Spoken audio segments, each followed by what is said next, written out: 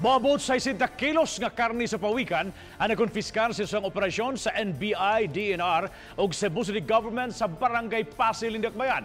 Ang lugar giilang nga hotspot sa maligyaay og karne sa mga endangered nga mga hayop. Ang report din Nico Sirino. Muabot sa 60 kilos sa tinagod-tagod nga karne sa pawikan. Kini ang nakumpiskar sa hiniusang nga operasyon sa taga DENR, NBI ug taga DVMF ug probe sa Cebu City Government. Ang girumbo mao ang kan-anan sa may F. Ralio Street sa Barangay Pasil kaganihang buntag. Duha ka buwan ang nakalabay, nagpahigayon og surveillance ug test buy ang taga DENR sa dapit. Ang napalit nila nga karne nga napino og hiniwa na gipa-examine sa laboratorio sa UP Diliman ug didto na kumpirmar nga karne gyud kini sa pawikan. Kaganihang buntag ilang gibalikan ang lugar ug gipahigayon ang operasyon. Gisakmit ang nagutad-gutad na nga karne sa moabot sa 6 ka mga pawikan.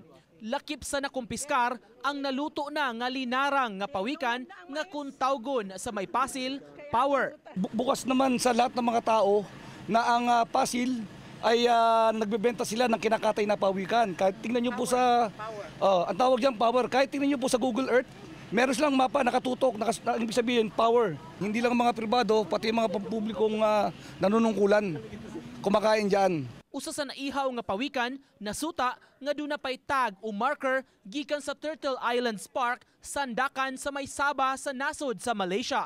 Buot pasabot, nadakpan og na-monitor na ang maong pawikan didto. Doon siya nahuli, dinocument, itinagtas, in-release. So kasi ito, migratory to, nung pumunta dito sa may Cebu, hinuli, tapos kinatay.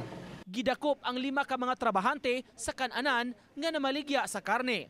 2 ka mga babae ug 3 ka mga lalaki nga nagsilbi nga kahera, kusinera ug mga trabahante. Actually, hotspot ang Cebu City during sa amo ang seminar aning sa wildlife.